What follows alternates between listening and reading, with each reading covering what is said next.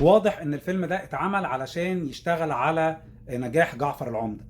حبيبتنا بقى الأستاذة مي عمر بطلة الفيلم. الممثلين كلهم بما فيهم محمود حميدة كانوا جايين مجاملة للمنتج غالبا، وعبارة عن خليط من مجموعة أفلام مصرية قديمة بخص بالذكر منها فيلم المشبوه، لكن هتكلم على الفيلم الهندي اللي كان معمول.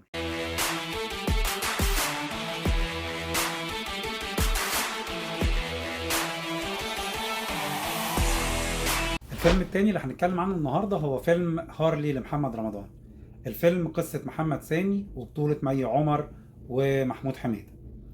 الفيلم بيحكي قصة مهندس الميكانيكا هارلي اللي بيقوم بدوره محمد رمضان.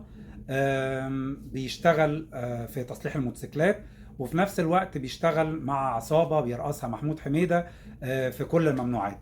هارلي بيكتشف بعد شوية ان اخوه الصغير مدمن مخدرات، بيحاول يوقفه عن التعاطي، لكن اخوه بيقول له لما انت تبقى تبطل شغلك مع العصابة ابقى انا بطل تعاطي مخدرات.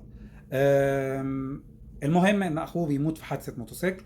الحادثة دي بتغير كيان هارلي وبتخليه يتوقف عن شغله مع العصابة، وبيقرر ان هو يشتغل في الحلال وبس. لكن هل رئيس العصابة اللي هو محمود حميدة هيفضل سايبه شغال في الحلال ولا لا؟ هو ده اللي هنعرفه مع تتابع الاحداث في الفيلم.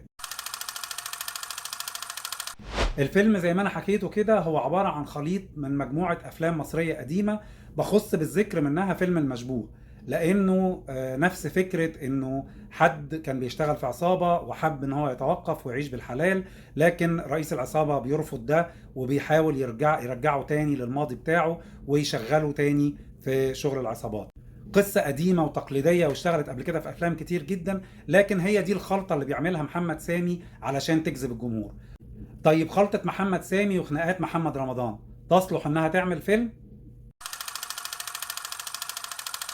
واضح ان الفيلم ده اتعمل علشان يشتغل على نجاح جعفر العمدة، لانه واضح ان هما كانوا بيصوروا جعفر العمدة، فخدوا نفس التيم تقريبا اللي كان بيصور في جعفر العمدة، سواء اذا كانت مي كساب او احمد داش او المخرج نفسه محمد سامي اللي كتب قصة الفيلم، وطبعا محمد رمضان. واستغلوا نجاح جعفر العمدة بان هم ينزلوا بفيلم في العيد، وعملوا فيلم هارلي على حس نجاح جعفر العمدة. منها ان محمد رمضان يفضل متواجد حتى بعد شهر رمضان ما خلص وبعد المسلسل بتاعه ما انتهى، ومنها ان المنتج يكسب شوية فلوس علشان الناس لسه في دماغها محمد رمضان وعايزة تتفرج عليه في دور تاني مختلف عن جعفر العمدة. نيجي للتمثيل في الفيلم. الحقيقة ان مجموعة الممثلين كلهم بما فيهم محمود حميدة كانوا جايين مجاملة للمنتج غالبا، لانه ولا حد فيهم كان بيمثل. مي كساب غيرت في شكلها ولابسه باروكه بقصه علشان تنفع تبقى مرات ابو جعفر او هارلي، بدل ما كانت مراته في جعفر العمدة. رغم ان انا مش من الفانز بتوع محمود حميدة ولا من جمهوره، لكن ده ما يمنعش ان محمود حميدة ممثل قوي ومن الممثلين القليلين اللي ينفع تقول عليهم ممثلين عتاولة. لكن للاسف في الفيلم ده واضح ان كان في مشاكل ما بينه وما بين شركة الانتاج، او ما بينه وما بين المخرج، لانه ولو ان المخرج ما كانش موجود اساسا، الفيلم ما كانش فيه اخراج اصلا. فتحس ان محمود حميدة اصلا ما مثلش او ما تعبش نفسه عشان يمثل. غالبا لقى ان كل اللي حواليه ما بيمثلوش، فقال لك يلا انا كمان، هي جت عليا انا. حبيبتنا بقى الاستاذة مي عمر بطلة الفيلم. مي عمر في كل الافلام بتاعتها وكل المسلسلات اللي بتطلع فيها اساسا بتمثل نص نص، ده لو كانت بتعرف تمثل اصلا، وده لما بيبقى معاها مخرج قوي علشان يوجهها يقول لها تعملي ايه وما تعمليش ايه. لكن في الفيلم ده ما كانتش اساسا بتمثل، او خلينا نقول انها كانت جايه ملهاش نفس انها تمثل. فتخيل بقى مي عمر اللي ما بتعرفش تمثل اصلا جايه تمثل من غير نفس، تخيل هيطلع الفيلم عامل ازاي. يطلع فيلم هارلي. محمد رمضان غالبا طلع كل طاقته التمثيليه في جعفر العمده، وما لقاش مجهود زياده ان هو يعمله علشان يقدر يخلق شخصيه جديده اللي هي شخصيه هارلي في الفيلم.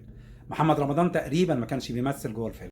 واضح كمان ان الخناقات والمعارك بتاعت جعفر العمده ما كانتش كفايه، فلما جه هنا محمد رمضان برضو عمل شويه معارك وشويه خناقات وشقلباظات كده هوت علشان يقدر يخرج الطاقه اللي كانت موجوده عنده علشان يرتاح شويه. الستايلست هنا عملت ستايل غريب جدا لمحمد رمضان، طولت له شعره وعملت له بوني تيل، لبست له حلق في ودنه. المصيده هنا بقى ان هم ملبسين محمد رمضان الحلق في الودن اليمين، والحلق في الودن اليمين معناه ان هو جاي، واعتقد لو محمد رمضان عارف الحكايه دي كان قلع الحلق من بدري. الفيلم كمان كان متقسم لثلاث اجزاء. الجزء الاولاني هو جزء التعريف بالشخصيات، وده جزء الصعبانيات اللي مات فيه الاخ الصغير اللي هو احمد داش. الجزء الثاني هو الجزء الكوميدي في الفيلم، اللي كل واحد في الابطال بيحاول يرمي شويه افيهات علشان تضحك، بما فيهم مي عمر شخصيا كانت بترمي افيهات هي كمان عشان تضحكنا. انا هنا مش هتكلم عن الاعجاز ان محمد رمضان كان لابس النضاره الشمس وهو بيصلح الموتوسيكل، ولا ان مي عمر كانت لابسه هدوم كلها ضيقه وهي المفروض انها هربانه عند محمد رمضان ولابسه هدومه، لان دي تبقى عيب في حق محمد رمضان نفسه. ولا هتكلم على انها واحده من طبقه تانية خالص بتحب واحد من طبقه عمرها ما كانت تتخيل انها تشوفها اساسا في الحياه. مش هتكلم عن كل الكلام الفارغ ده، لكن هتكلم على الفيلم الهندي اللي كان معمول. الجزء الثالث في الفيلم او الجزء الهندي هو الجزء اللي محمد رمضان بيعمل فيه كل الحاجات الغير منطقية. الجزء اللي بينقذ فيه ابوه من العصابة وبيخلص فيه على رئيس العصابة، وينقذ مي عمر ويهرب بيها ويتجوزها، ويخلصوا الفيلم بعد ما خلص علينا وخلص على فلوسنا. من الاخر الفيلم تعبوا فيه ب5 جنيه وكلفوه 3 جنيه، ده غير اجر محمد رمضان طبعا. فالفيلم ما يستاهلش اكتر من 3 من 10، ده مع الرأف.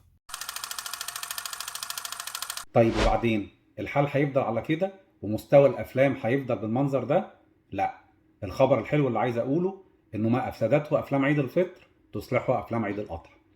الافلام اللي جايه في عيد الاضحى افلام كلها شكلها جامده، وشكلنا هنشوف افلام وتمثيل وكوميديا بحق وحقيقي.